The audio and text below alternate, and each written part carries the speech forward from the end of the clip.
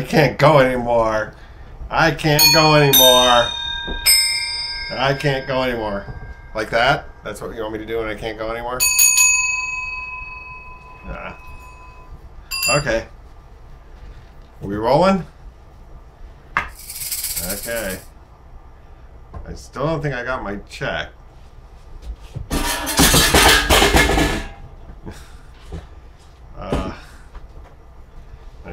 I think backstage everything's falling apart, but we're gonna keep rolling. We're not done. We're on section 5, which is the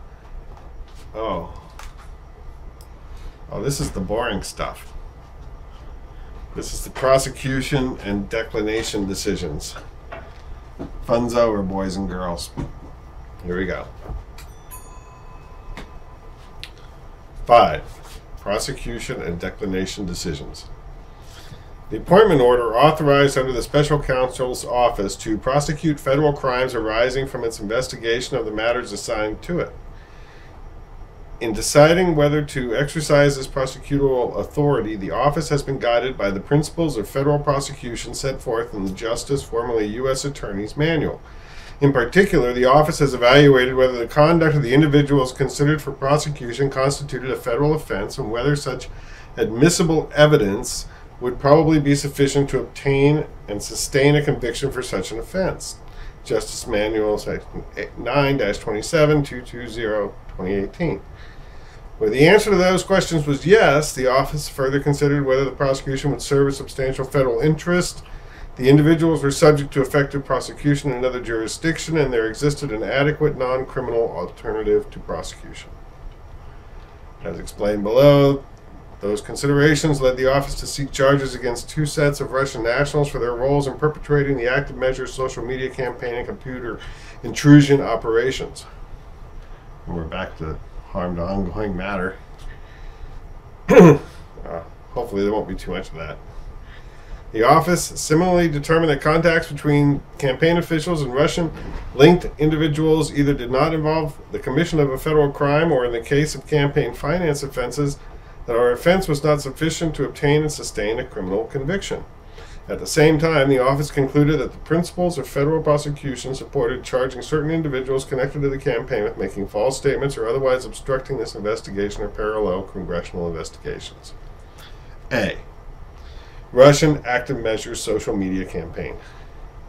On February 16, 2018, a federal grand jury in the District of Columbia returned an indictment charging 13 Russian nationals and 3 Russian entities, including the Internet Research Agency, IRA, and Concord Management Consulting, Concord, and Catering, maybe, with violating U.S. criminal laws in order to interfere with U.S. elections and political processes. The indictment charges all of the defendants with conspiracy to defraud the United States, count 1, 3 defendants with conspiracy to commit wire fraud and bank fraud, count 2, and 5 defendants with aggravated identity theft, counts 3 through 8.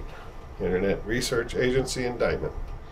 Concord, which is one of the entities charged in the count 1 conspiracy, entered an appearance through U.S. counsel and moved to dismiss the charge on multiple grounds. In orders and memorandum opinions issued on August 13th and November 15, 2018, the district court denied Concord's motions to dismiss. United States versus Concord Management Consulting, LLC, 347 F sub 3 D 38 DDC 2018. United States versus Concord Management Consulting, LLC, 317 F sub 3D 598 DDC 2018. As of this writing, the prosecution of Concord remains ongoing before a U.S. District Court for the District of Columbia. The other defendants remain at large.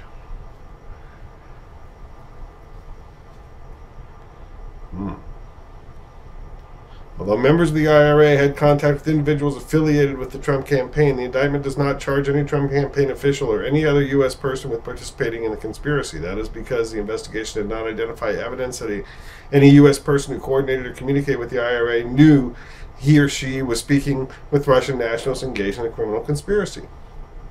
The office therefore determined that such persons did not have knowledge or criminal purpose required to charge them in conspiracy to defraud the United States, count 1, or in the separate count alleging a bank and wire and bank fraud conspiracy involving the IRA and 2 Russian nationals, count 2. The office did, however, charge one U.S. national for his role in supplying false or stolen bank account numbers that allowed IRA conspirators to access U.S. online payment systems by circumventing those system security features. On February 12, 2018, Richard Pinedo pleaded guilty pursuant to a single count information to identity fraud in violation of 18 U.S.C. Section 1028A7 and B1D. Plea Agreement United States versus Richard Pinedo, number 118 CR 24, DDC, February 12, 2018, Doc 10.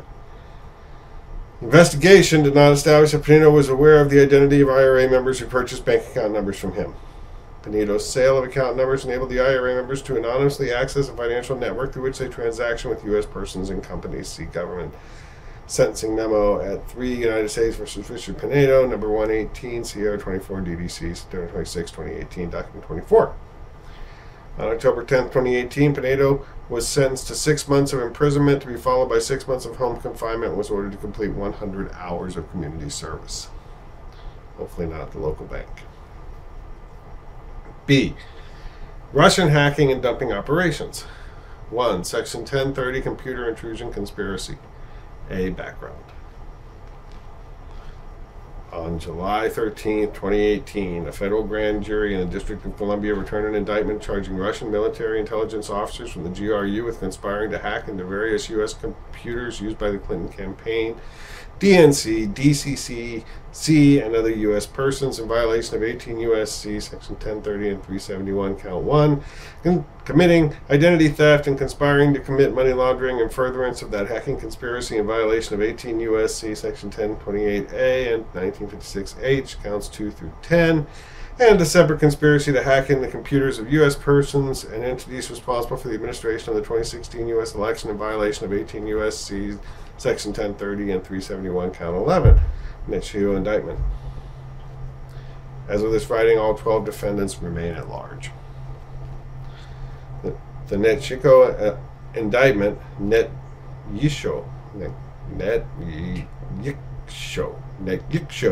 Netgikcho indictment, alleges that the defendants conspire with one another and others to hack into computers of U.S. persons and entities involved in the 2016 U.S. presidential election, steal documents from those companies, and stage releases of the stolen documents to interfere in the election. Netgikcho indictment 2. Too many consonants. The indictment also describes how, in staging the releases, the defendants used the Guccifer 2.0 persona to disseminate documents through WikiLeaks. On July 22, 2016, WikiLeaks released over 20,000 emails and other documents of the hacking conspiracy stolen from the DNC. Netchiko indictment 48. In addition, on October 7, 2016, WikiLeaks began releasing emails that some conspirators had stolen from Clinton campaign chairman John Podesta after a successful spear phishing campaign or operation. Netgikcho indictment 49. And then harm to ongoing matter. I guess we're still chasing the Russians around for this one. Charge and decision as to harm to ongoing matter.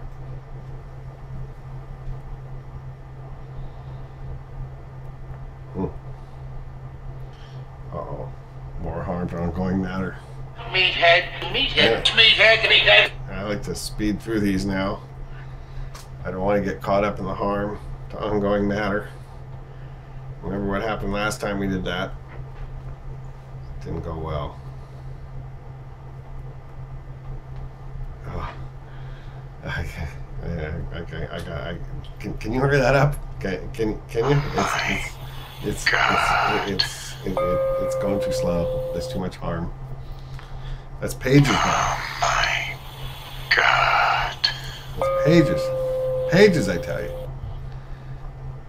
Speed it up. Speed it up. Speed it up. Come on. Come on. Come on. Oh no. Yeah. I can't take it. Oh. Potential Section 1030 violation by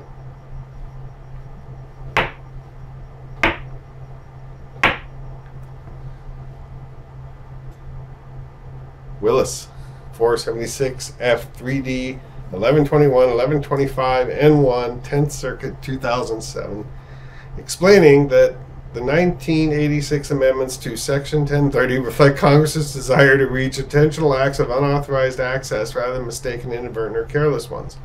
Quoting S. Rep. 99-432 at 5/1986. I kind of lost the context. I don't know about you. Rather than harm to ongoing matter. In addition, the computer likely qualifies as a protected one under the statute, which reaches effectively all computers with internet access. I think this is saying nothing. Applying the principles of federal prosecution, however, the office determined that prosecution of this potential violation was not warranted. After all that, these principles instruct prosecutors to consider, among other things, the nature and seriousness of the offense, the person's culpability in connection with the offense, and the probable sentence to be imposed if the prosecution is successful. Justice Manual, Section 9-27, 230.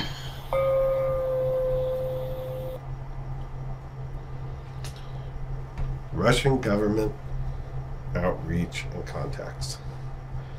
As explained in Section 4 above, the office's investigation uncovered evidence of numerous links, i.e. contacts, between Trump campaign officials and individuals having or claiming to have ties to the Russian government.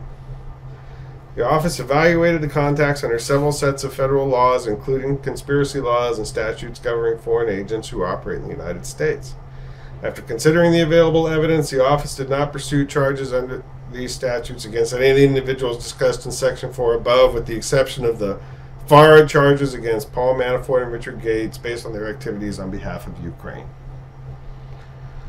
One of the interactions between the Trump campaign and Russian-affiliated individuals, the June 9, 2016 meeting between high-ranking campaign officials and Russians promising derogatory information on Hillary Clinton, implicates an additional body of law, campaign finance statutes.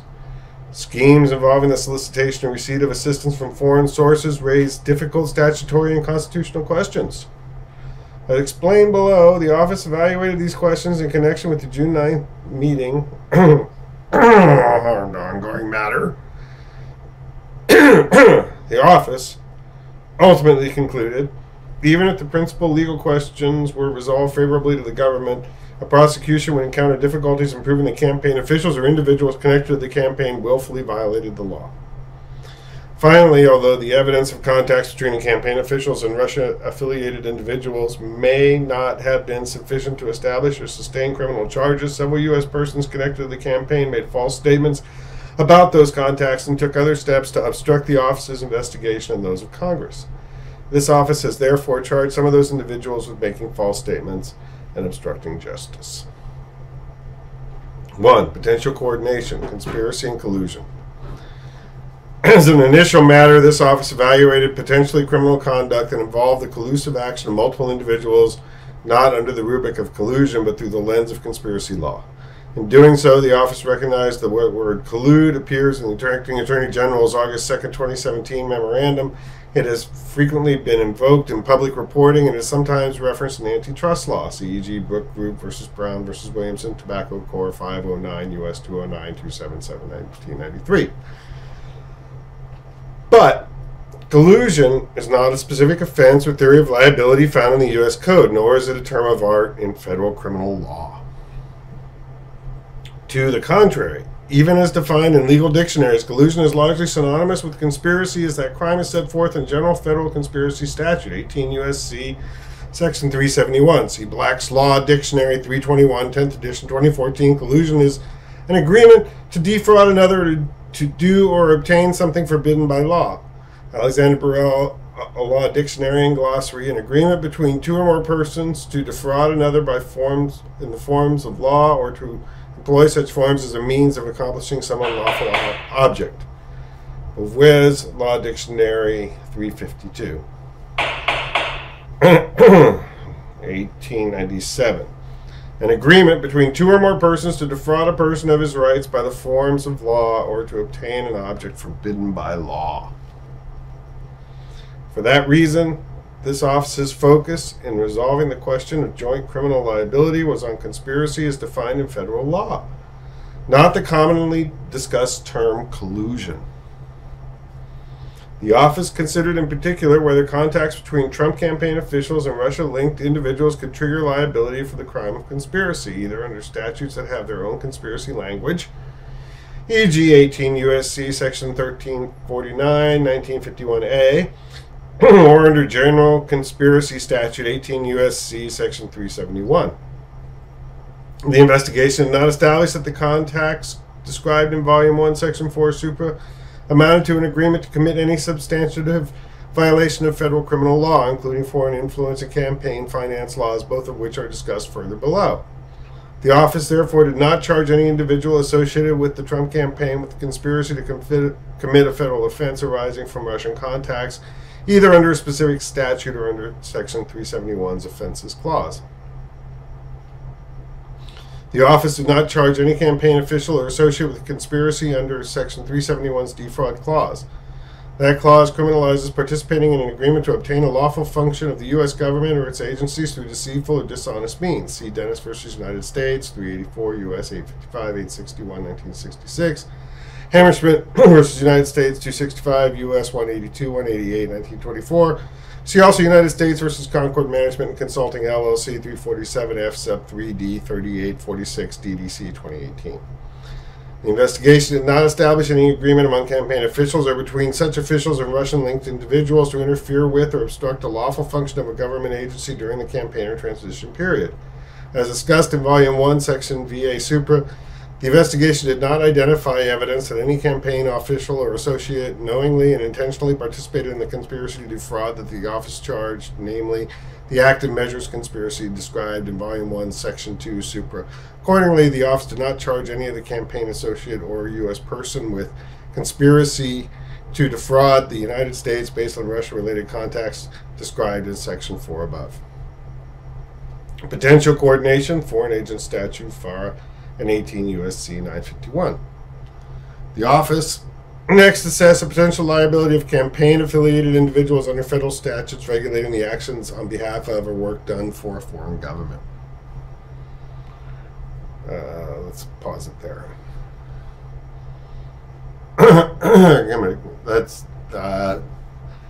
Let's pause it there. Yeah. Hello? Anybody home? I didn't get paid either. No, you can't get away.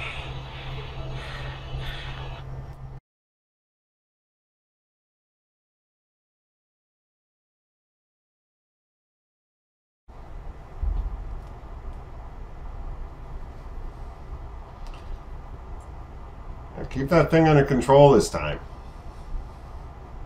We rolling?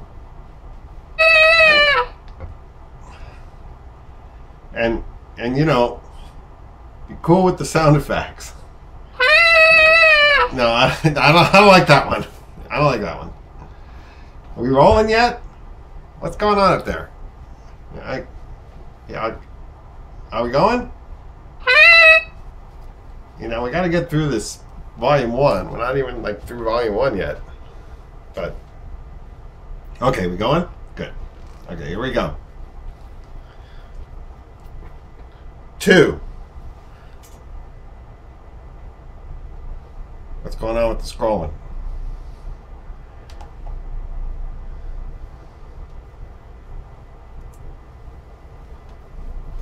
Okay. 2.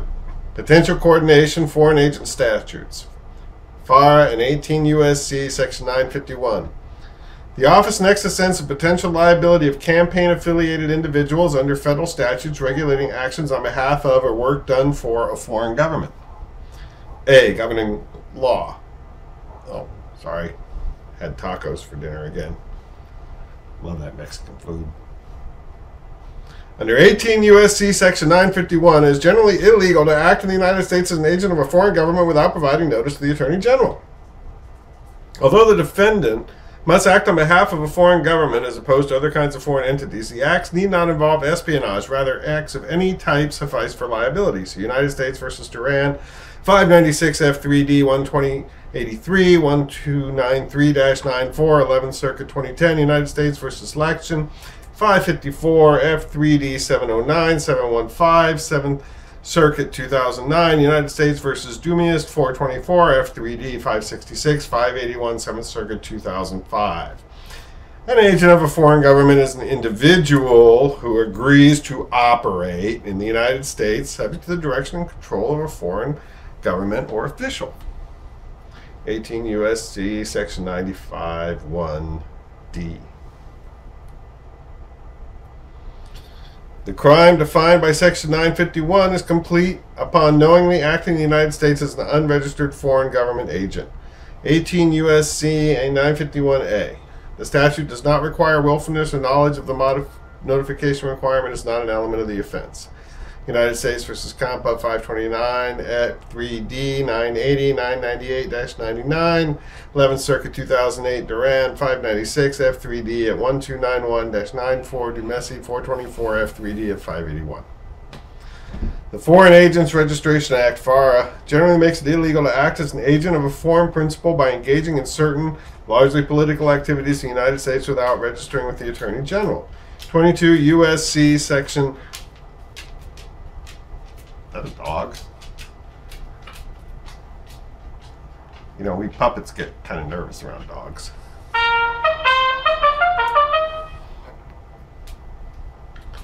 Without registering with the Attorney General, 22 U.S.C. Section 611, 621. The triggering agency relationship must be with a foreign principal or a person of any whose activities are directly or indirectly supervised, directed, controlled, financed, or subsidized in whole or in major part by a foreign principal. 22 U.S.C. Section 611, C1. That includes a foreign government, a political party, and various foreign individuals and entities. 22 U.S.C. 611B. A covered relationship exists if a person acts as an agent, representative, employee, or servant, or in any other capacity at the order, request, or under the foreign principal's direction or control. 22 U.S.C. Section 611, C1.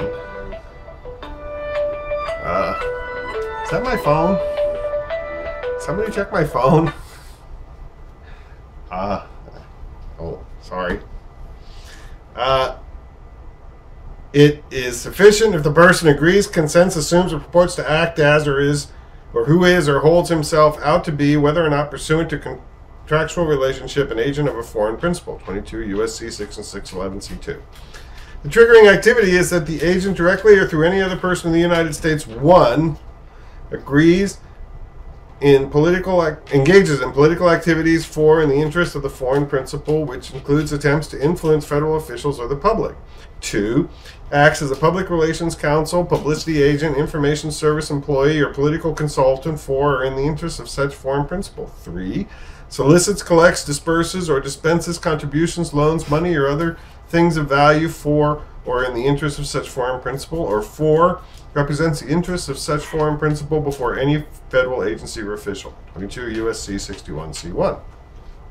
It is a crime to engage in willful violation of any provision of the Act or any regulation thereunder. 22 U.S.C. 618A1. It is also a crime willfully to make false statements or omissions of material of facts in FAR registration statements or supplements. 22 U.S.C. 618A2. Most violations have a maximum penalty of 5 years of imprisonment and $10,000 fine. 22 U.S.C. Section 618. B. Application. The investigation uncovered extensive evidence that Paul Manafort's and Richard Gates' pre-campaign work for the government of Ukraine violated FAR. Manafort and Gates were charged for that conduct and admitted to it when they pleaded guilty to superseding criminal informations in the District of Columbia prosecution. The evidence underlying those charges is not addressed in this report because it was discussed in public court documents and in a separate prosecution memorandum submitted to the acting Attorney General before the original indictment in that case. In addition, the investigation produced evidence of FAR violations involving Michael Flynn. Those potential violations, however, concerned a country other than Russia, i.e. Turkey, and were resolved when Flynn admitted to the underlying facts in the statement of offense that accompanied his guilty plea to a false statements charge. Statement of offense, United States versus Michael T. Flynn, number 117 CR 232, DDC, December 1st, 2017, document 4, Flynn's statement of offense. The investigation did not, however, yield evidence sufficient to sustain any charge that any individual affiliated with the Trump campaign acted as an agent of a foreign principal within the meaning of FARA or in terms of Section 951, subject to the direction or control of government of Russia or any official thereof. In particular, the office did not find evidence likely to prove beyond a reasonable doubt that campaign officials such as Paul Manafort, George Papadopoulos, and Carter Page acted as agents of the Russian government or at its direction, control, or request during the relevant time period. Personal privacy.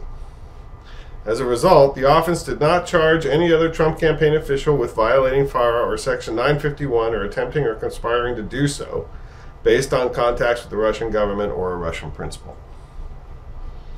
Well, nice to know they weren't on the payroll. Finally, the office investigated whether one of the above campaign advisors, George Papadopoulos, acted as an agent of or at the direction and control of the government of Israel. While the investigation revealed significant ties between Papadopoulos and Israel, and search warrants were obtained in part on that basis, the office ultimately determined that the evidence was not sufficient to obtain and sustain a conviction under FARA or Section 951. 3. Campaign finance. Several areas of the office's investigation involved efforts or offers by foreign nationals to provide negative information about candidate Clinton to the Trump campaign or to distribute that information to the public and to the anticipated benefit of the campaign. As explained below, the office considered whether two of those efforts in particular, the June 9, 2016 meeting at Trump harmed ongoing matter,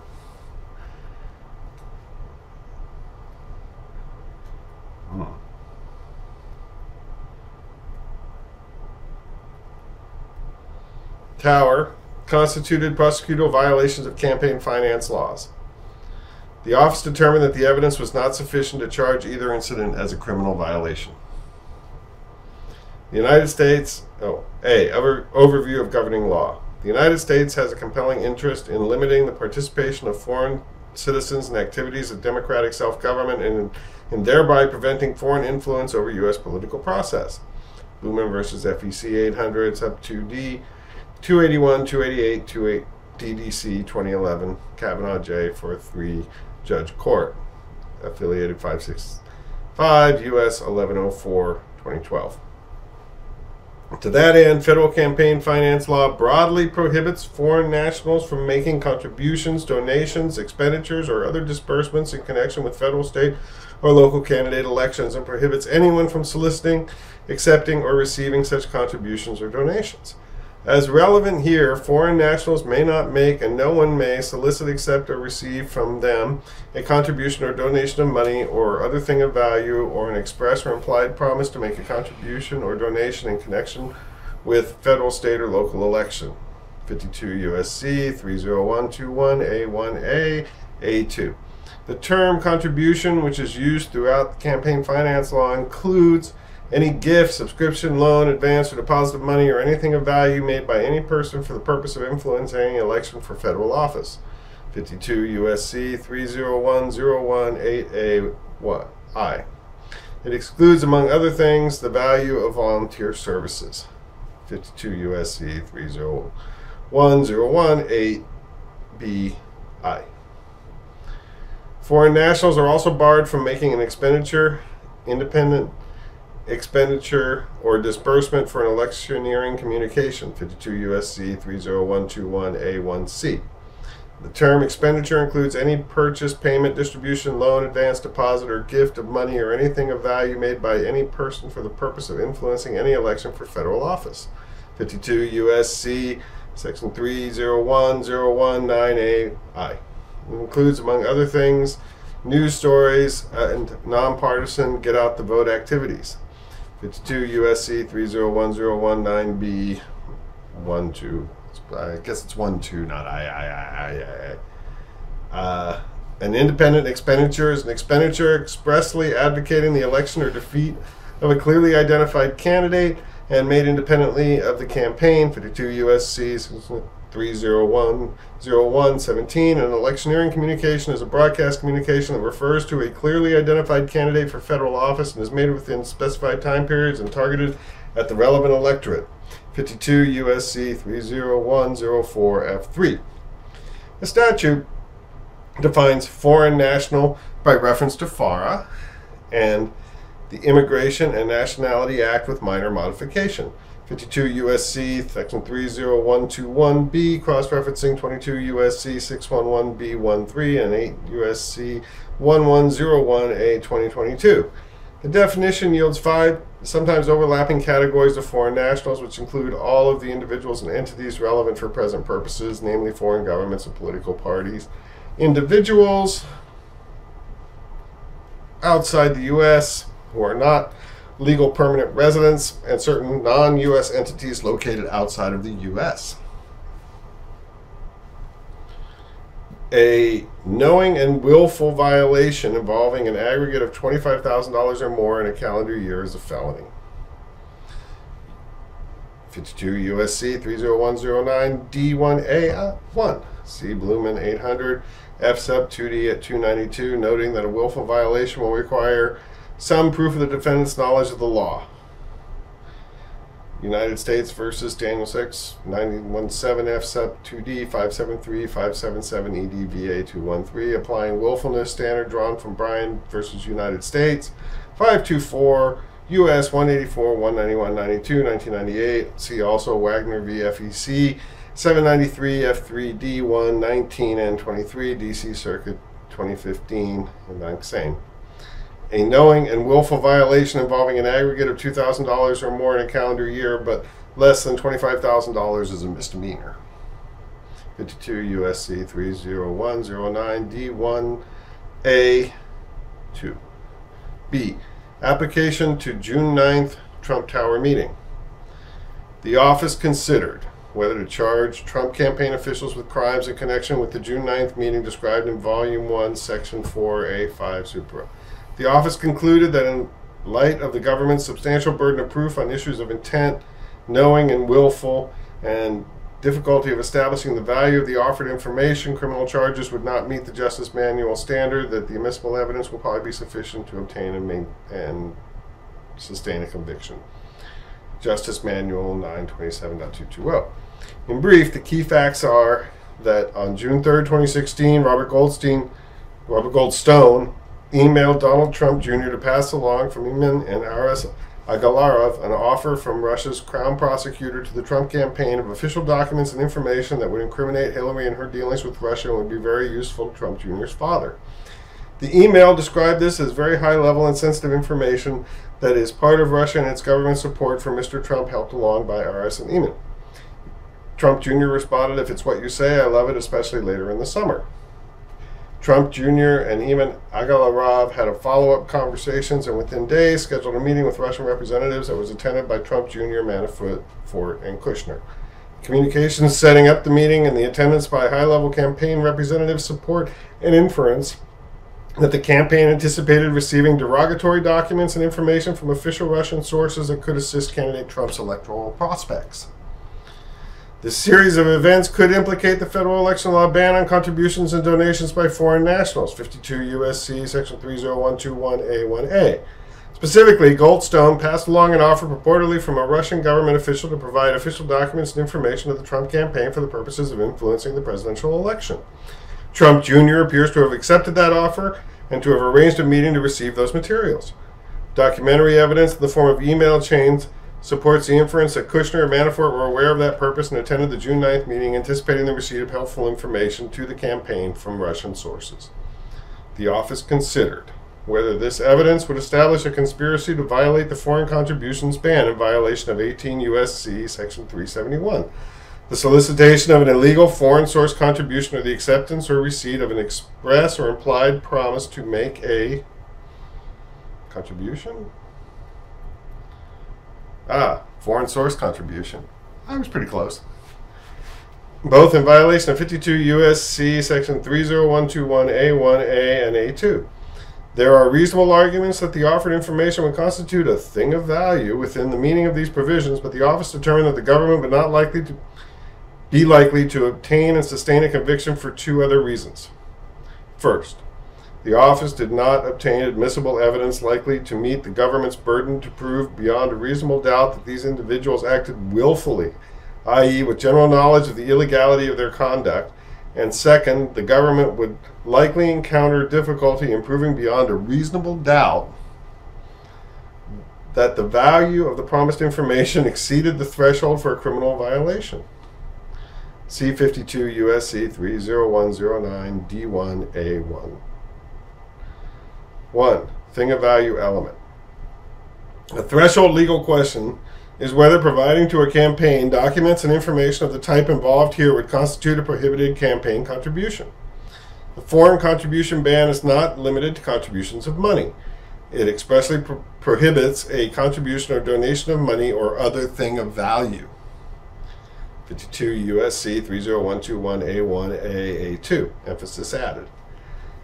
And the term contribution is defined throughout the campaign finance law to include any gift, subscription, loan, or advance or deposit of money or anything of value. 52 U.S.C. section 30101 emphasis added. The phrases thing of value and anything of value are broad and inclusive enough to encompass at least some forms of valuable information. Throughout the United States Code, these phrases serve as terms of art that are construed broadly. United States versus Nielsen, 967 F2D, 539542, 11th Circuit, 1992, per curiam. Thing of value includes both tangibles and intangibles. See also E.g. 18 U.S.C. Section 201B1, 666A2, bribery statutes. 641, theft of government property. For example, the thing of value encompasses law enforcement reports that would reveal the identity of informants. United States versus Gerard, F601, F2D, 6971, 2nd Circuit, 1979, classified materials. United States versus Fowler, 932, F2D, 306310, 4th Circuit, 1991, and confidential information about a competitive bid. United States versus Matzkin, 14, F3D, 1014, 1020, 4th Circuit, 1994. Secret grand jury information. United States versus Jeter, 775 F2D 670680, 6th Circuit, 1985, and information about a witness's whereabouts. United States versus Shecker, 618 F2D 607609, 9th Circuit, 1980, per curiam. And in the public corruption context, thing of value is defined broadly to include the value in which the defendant subjectively attaches to the items received. United States versus Renzi, 769 F3D 731 744, 9th Circuit, 2014, internal quotation marks omitted. Federal Election Commission regulations recognize the value to a campaign of at least some forms of information, stating that the term anything of value includes provision of any goods or services without charge, such as membership lists and mailing lists, 11 CFR 105.2D1. The FCC has concluded that the phrase, a state-by-state list of activists, see Citizens for Responsibility and Ethics in Washington versus FEC, 475, F3D, 337, 338, DC Circuit, 2007, describing the FCC's findings. Likely polling data provided to a campaign constitutes a contribution. FEC Advisory Opinion 1990-12, Strobe 1990, WL153454, citing 11 CFR 1064B, and in the specific context of a foreign contributions ban, the FEC has concluded that election materials used in previous Canadian campaigns, including flyers, advertisements, door hangers, trifolds, signs, and other printed material, constitute anything of value. Even though the value of these materials may be nominal or difficult to ascertain. FEC Advisory Opinion 2007-22. Here is 2007 WL51727375 at asterisk 5. Thank goodness we got that sorted out. These authorities would support the view that candidate-related opposition research given to a campaign for the purpose of influencing an election could constitute a contribution to which the foreign source ban could apply. A campaign can be assisted not only by the provision of funds, but also by the provision of derogatory information about an opponent. Political campaigns frequently conduct and pay for opposition research. A foreign entity that engaged in such research and providing resulting information to a campaign could exert a greater effect on an election or a greater tendency to ingratiate the donor to the candidate than a gift of money or tangible things of value. At the same time, no judicial decision has treated the voluntary provision of uncompensated opposition research or similar information as a thing of value that could amount to a contribution under campaign finance law. Such an interpretation could have implications beyond the foreign source ban, see 52 U.S.C. Section 30116A, imposing monetary limits on campaign contributions, and raise First Amendment questions. These questions could be especially difficult where the information consisted simply of recounting of historically accurate facts. It is uncertain how courts would resolve those issues. 2. Willfulness. Even considering the promised documents and information that would incriminate Hillary constitute a thing of value under campaign finance law, the government would encounter other challenges to seeking to obtain and maintain a conviction. Most significantly, the government has not obtained admissible evidence that is likely to establish the cienter requirement beyond a reasonable doubt.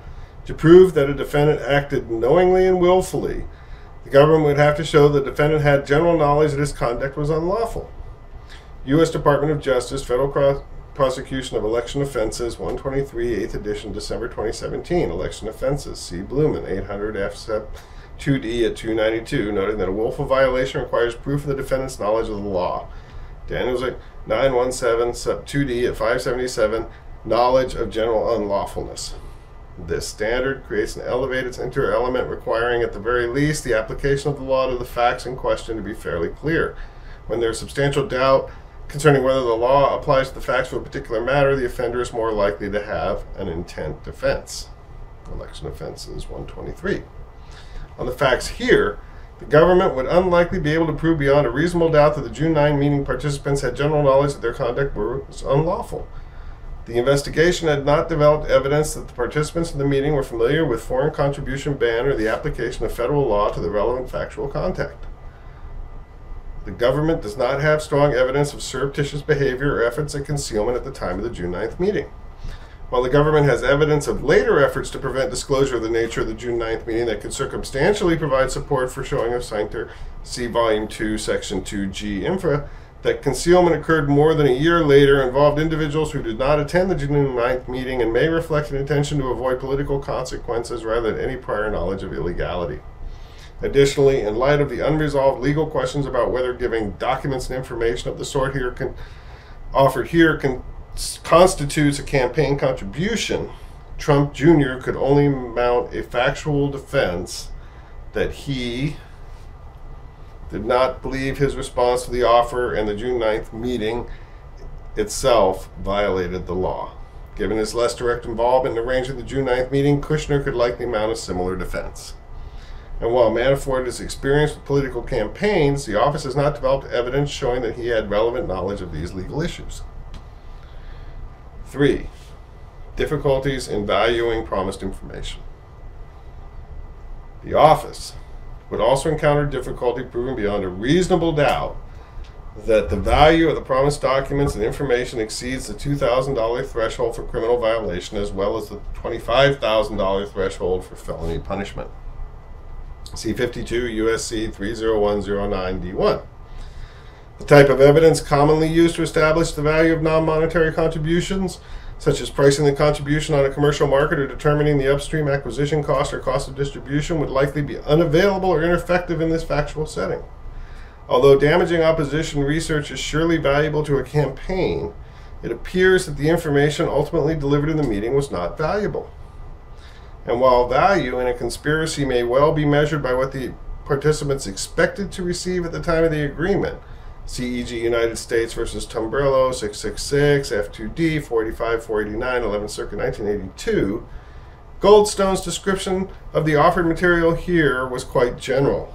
His suggestion of the information's value, i.e. that it would incriminate Hillary and would be very useful to Trump Jr.'s father, was nonspecific and may have been understood as being of uncertain worth or reliability given Goldstone's lack of direct access to the original source.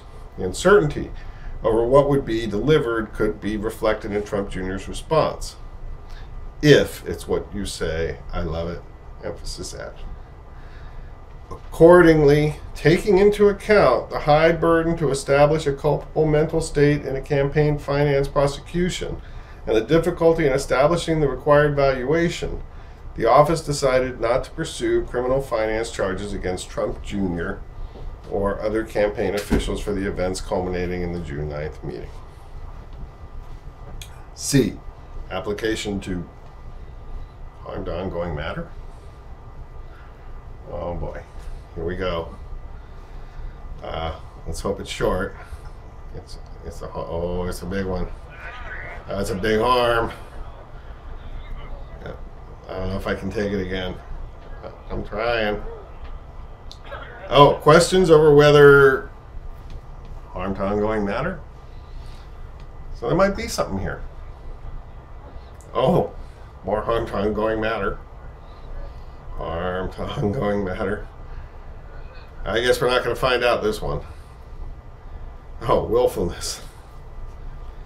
As discussed, to establish a criminal campaign finance violation, the government must prove that the defendant acted knowingly and willfully. 52 U.S.C. 30109 D1A1. That standard requires proof that the defendant knew generally that his conduct was unlawful. Election offenses 123. Given the uncertainties noted above, the willfulness requirement would pose a substantial barrier to prosecution. 3. Constitutional considerations. Finally, the First Amendment could pose constraints on prosecution. Harm to ongoing matter. What does the First Amendment have to do with harm to an ongoing matter? There's a lot of it. Analysts as to... Oh, no. We got a lot.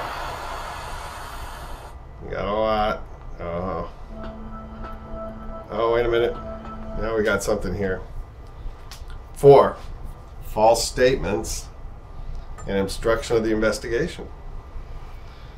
The office determined that certain individuals associated with the campaign lied to investigators about campaign contacts with Russia and have taken other actions to interfere with the investigation.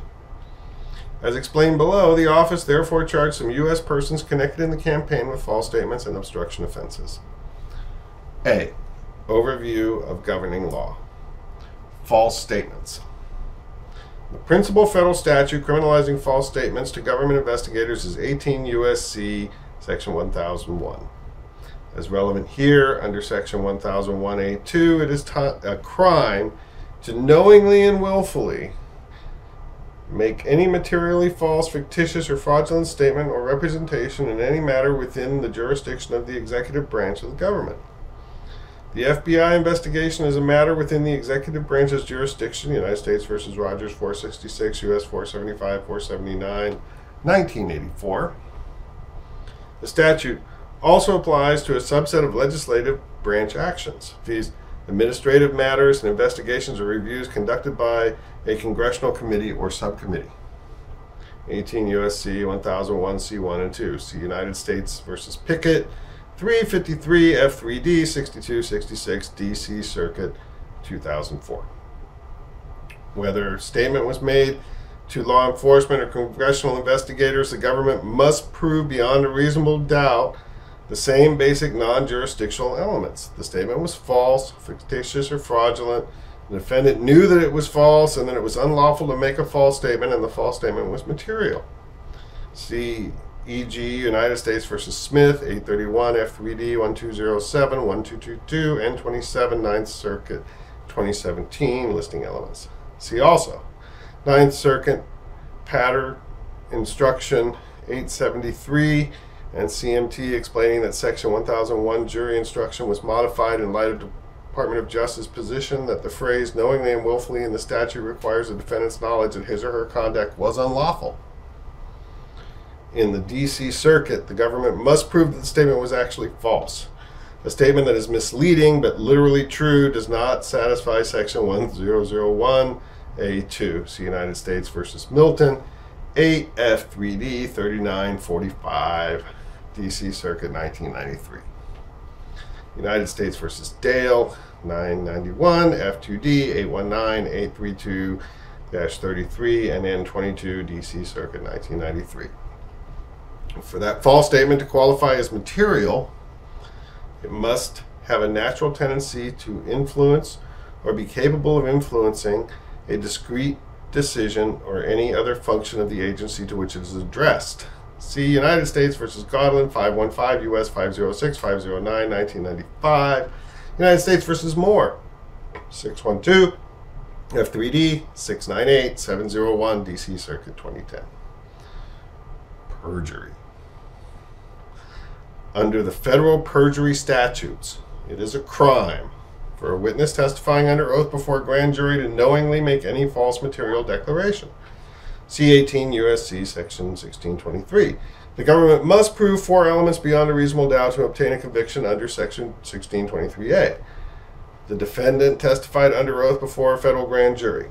The defendant's testimony was false in one or more respects. The false testimony concerned matters that were material to the grand jury investigation, and the false testimony was knowingly given. United States versus Bridges, 717 F2D, 1444, 1445, and 30 DC Circuit, 1983. The general perjury statute, 18 U.S.C. 1621, applies to grand jury testimony and has similar elements, except that it requires the witness have acted willfully and that the government satisfies strict common law requirements for establishing falsity. See Dunn versus United States, 442 U.S. 100, 106, and N6, 1979, explaining the two-witness rule and the corroboration that it demands. Obstruction of justice. 3 basic elements are common to the obstruction statutes pertinent to the office's charging decisions. An obstructive act, some form of nexus between the obstructive act and an official proceeding, and criminally corrupt intent. A detailed discussion of those elements and the law concerning obstruction of justice more generally is included in Volume 2 of the report. B. Application to certain individuals. 1. George Papadopoulos. Investigators approached Papadopoulos for an interview based on his role as a foreign policy advisor to the Trump campaign and his suggestion to a foreign government representative that Russia had indicated it could assist the campaign through anonymous release of information damaging to candidate Clinton. On January 27, 2017, Papadopoulos agreed to be interviewed by FBI agents who informed him that the interview was part of the investigation into potential Russian government interference in the 2016 presidential election. During the interview, Papadopoulos lied about the timing, extent, and nature of his communications with Joseph Misfit, Olga Polinskaya, and Ivan Timofeyev. With respect to timing, Papadopoulos acknowledged that he had met Misfit, and Misfit had told him that Russian had dirt on Clinton in the form of thousands of emails. But Papadopoulos stated multiple times that the communications occurred before he joined the Trump campaign, and it was a very strange coincidence to be told of the dirt before he started working for the campaign. This account was false. Papadopoulos met Misfit for the first time on approximately March 14, 2016, after Papadopoulos had already learned he would be a foreign policy advisor for the campaign. Misfit showed interest in Papadopoulos only after learning of his role on the campaign. Then Misfit told Papadopoulos about the Russian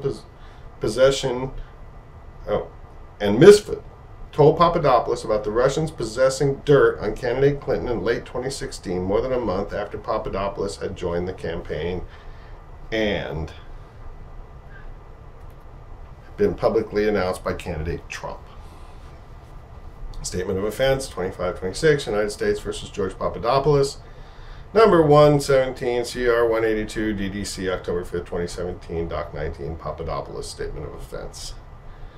Papadopoulos also made false statements in an effort to minimize the extent and importance of his communication with Misfit. For example, Papadopoulos stated that Misfit was a nothing, that he thought Misfit was just a guy talking up connections or something, and that he believed Misfit was BSing, to be completely honest with you. In fact, however, Papadopoulos understood Misfit to have substantial connections to high-level Russian government officials, and that Misfit spoke with some of those officials in Moscow before telling Papadopoulos about the dirt. Papadopoulos also engaged in extensive communication over a period of months with Misfit about foreign policy issues for the campaign, including efforts to arrange a history-making meeting between the campaign and Russian government officials. In addition, Papadopoulos failed to inform investigators that Misfit had introduced him to Timofeyev, the Russian national who Papadopoulos understood to be connected to the Russian Ministry of Foreign Affairs, despite being asked if he had met with Russian nationals or anyone with a Russian accent during the campaign. Papadopoulos' statement of offense 2729. Papadopoulos also falsely claimed that he met Polinskaya before he joined the campaign and falsely told the FBI that he had no relationship at all with her. He stated that the extent of their communication was her sending emails, just "Hi, how are you?" That's it. In truth, however, Papadopoulos met Polinskaya on March 24, 2016 after he had joined the campaign. He believed that she had connections to high-level Russian government officials and could help him arrange a potential foreign policy trip to Russia. During the campaign, he emailed and spoke with her over Skype on numerous occasions about the potential of foreign policy trip to Russia. Papadopoulos' statement of offense 3031. Papadopoulos' false statements in January 2017 impeded the FBI's investigation into Russian interference in the 2016 presidential election. Most immediately, those statements hindered investigators' ability to effectively question Mishra when he was interviewed in the lobby of a Washington, D.C. hotel on February 10, 2017. See Government Sense Memo at 6, United States versus George Papadopoulos, number 117, CR 182, DDC, August 18, 2017, document 44. During that interview, Misfit admitted to knowing Papadopoulos and to having introduced him to Polinskaya and Timofeev. But Misfit denied that he had advanced knowledge that Russia was in possession of emails damaging to candidate Clinton, stating that he and Papadopoulos had discussed cybersecurity and hacking as a larger issue and that Papadopoulos must have misunderstood their conversation. Misfit also falsely stated that he had not seen Papadopoulos since the meeting at which Misfit introduced him to Polinskaya, even though emails, text messages, and other information show that Misfit met with Papadopoulos on at least 2 other occasions, April 12th and April 26, 2016.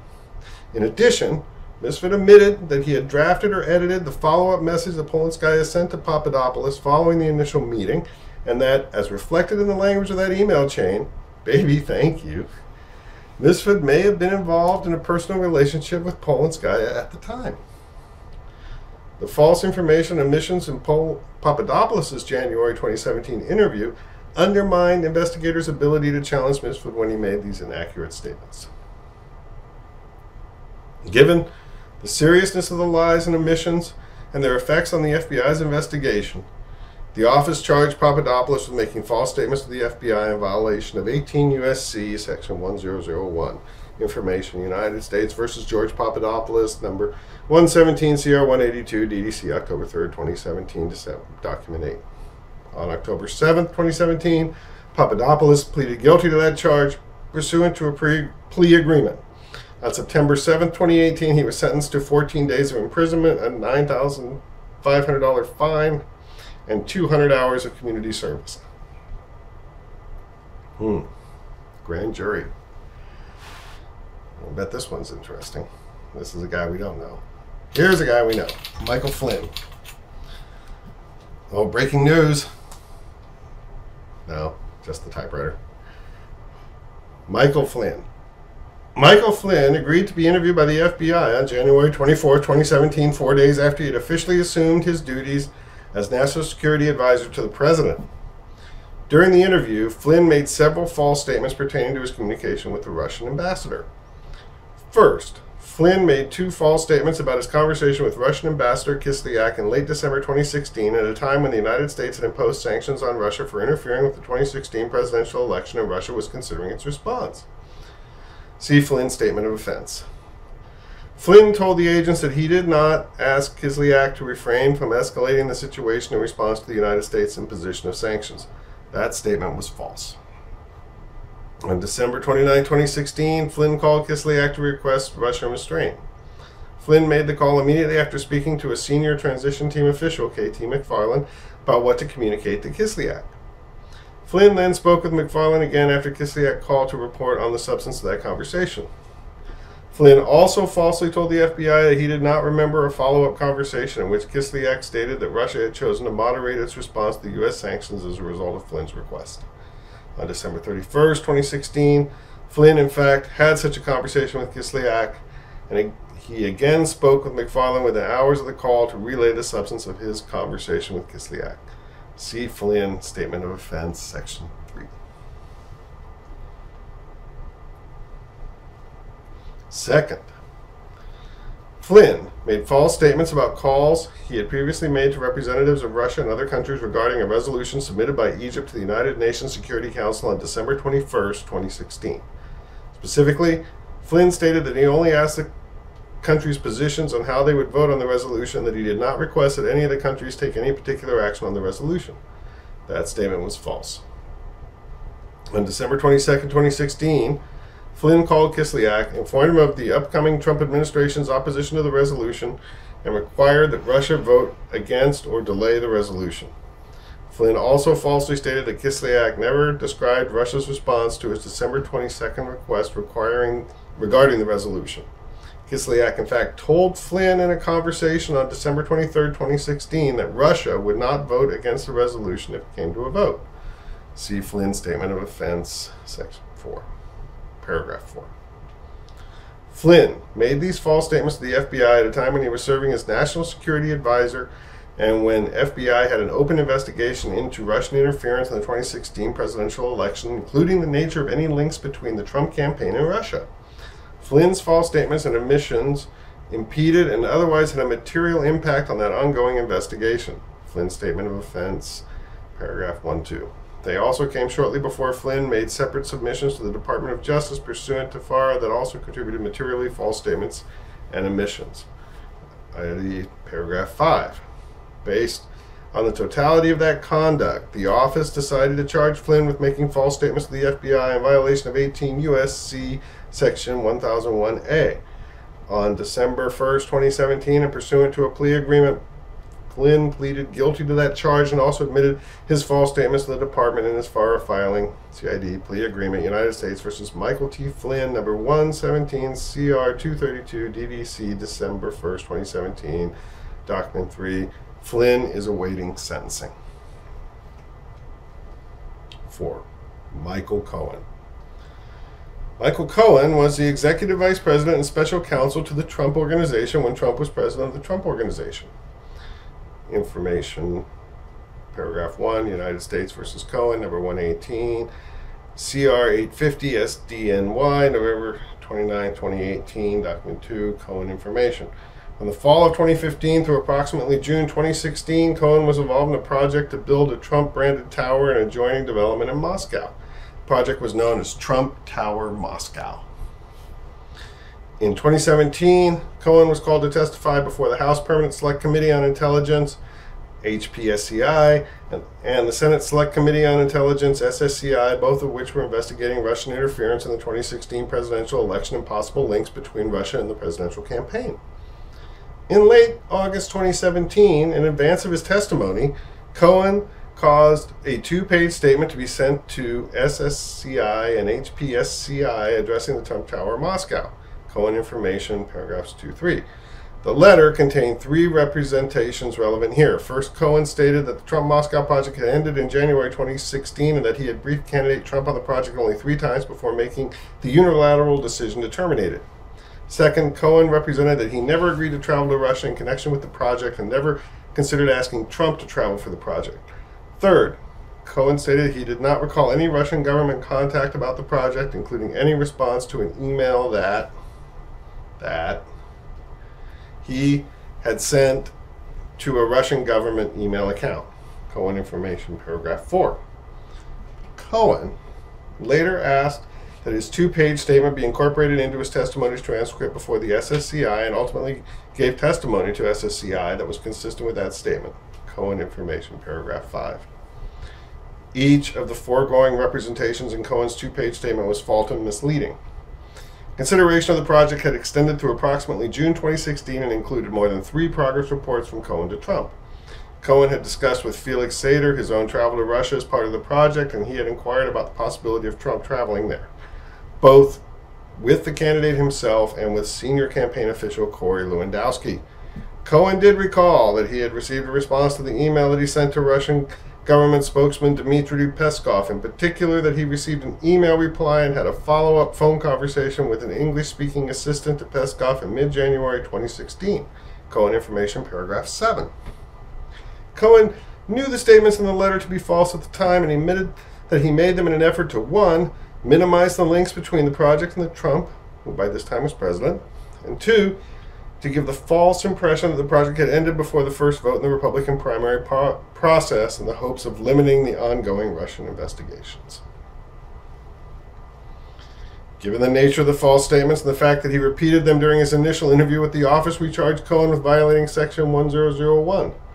On November 29, 2018, Cohen pleaded guilty pursuant to a plea agreement to a single count of information charging him with making false statements in a matter within the jurisdiction of the legislative branch in violation of 18 U.S.C. Section 1001 A2 and C. Cohen information. The case was transferred to the district judge presiding over the separate prosecution of Cohen pursued by the Southern District of New York after a referral from our office. On December 7, 2018, this office submitted a letter to the judge recommending that Cohen's cooperation with our investigation be taken into account in sentencing Cohen in both the false statements charged and the offenses in the Southern District prosecution. On December 12, 2018, the judge sentenced Cohen to 2 months of imprisonment on the false statements count to run concurrently with a 36-month sentence imposed on the other counts. And this next fellow is a harm to ongoing matter. More harm. Well, can't tell you this one. Jeff Sessions. As set forth in Volume 1, Section 4, A6 Super, the investigation established that while a U.S. Senator and a Trump campaign advisor, former Attorney General Jeff Sessions, interacted with Russian Ambassador Kislyak during the week of the Republican National Convention in July 2016 and again at a meeting in Sessions' Senate office in September 2016. The investigation also established that Sessions and Kislyak both attended a reception held before candidate Trump's foreign policy speech at the Mayflower Hotel in Washington, D.C. in April 2016, and that it is possible that they met briefly at that reception. The office considered whether, in light of these interactions, Sessions committed perjury before or made false statements to Congress in connection with his confirmation as Attorney General. In January 2017 testimony during his confirmation hearing, Sessions said in response to a question about Trump campaign communications with the Russian government that he had been called a surrogate at a time or two in that campaign. I did not have communications with the Russians. In written responses, or being called a surrogate at a time or two in that campaign, and I did not have communications with the Russians. Had to do it right. In written responses submitted on January 17, 2017, Sessions answered no to a question asking whether he had been in contact with anyone connected to any part of the Russian government about the 2016 election either before or after Election Day. And in March 2017 supplement to his testimony, Sessions identified 2 of the campaign period contacts with Ambassador Kislyak noted above, which had been reported in the media following the January 2017 confirmation hearing. Sessions stated in the supplemental response that he did not recall any discussions with the Russian ambassador or any other representatives of the Russian government regarding the political campaign on these occasions or any other occasion. Although the investigation established that Sessions interacted with Kislyak on the occasions described above and that Kislyak mentioned the presidential campaign on at least one occasion, the evidence is not sufficient to prove that Sessions knowingly gave false answers to Russia-related questions in light of the wording and context of those questions. With respect to Sessions' statements that he did not recall any discussion with the Russian ambassador regarding a political campaign, and he had not been in contact with any Russian official about the 2016 election. The evidence concerning the nature of Sessions' interactions with Kislyak makes it plausible that Sessions did not recall discussing the campaign with Kislyak at the time of his statements. Similarly, while Sessions stated in his January 2017 oral testimony that he did not have communication with the Russians, he did so in response to a question that had linked such communications to an alleged continuing exchange of information between the Trump campaign and Russian government intermediaries. Sessions later explained to the Senate and to the office that he understood the question as narrowly calling for the disclosure of interactions with Russians that involved the exchange of campaign information as distinguished from more routine contacts with Russian nationals. Given the context in which the question was asked, the understanding is plausible. Accordingly, the office concluded that the evidence was insufficient to prove that Sessions was willfully untruthful in his answers, and thus insufficient to obtain or sustain a conviction for perjury or false statements. Consistent with the principles of federal prosecution, the office therefore determined not to pursue charges against Sessions and informed his counsel of that decision in March 2018. 7. Others interviewed during the investigation. The office considered whether, during the course of the investigation, other individuals interviewed either omitted material information or provided information determined to be false. Applying the principles of federal prosecution, the office did not seek criminal charges against any individuals other than those listed above. In some instances, that decision was due to evidentiary hurdles in proving falsity. In others, the office determined that the witness ultimately provided truthful information and the considerations of culpability, deterrence, and resource preservation weighed against prosecution. See Justice Manual, Section 927, 220, 927, 230. Grand jury. Grand jury.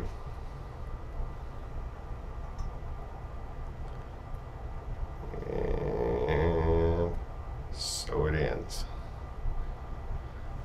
That is the end of Volume 1.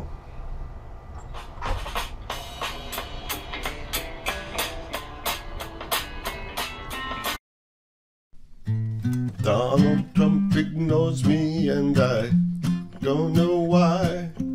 Everything the Trumpster hates rolled up into one guy. I'm sleepy and I'm nasty and I'm shady too, but not recused like Sessions. Was his name Magoo? Just like Crooked Hillary or maybe Lying Chuck. But no matter what I try, Don don't give a fuck. But I ain't no nervous Nancy or no sleazy Adam Schiff. Someone tell me how to get this ass to give a shit.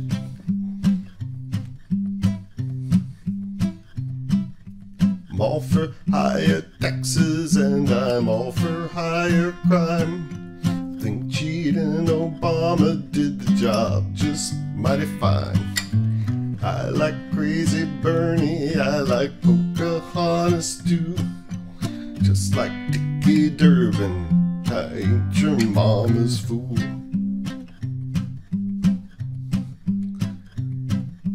Donald Trump ignores me and I don't know why. I'm everything the Trumpster hates rolled up into one guy.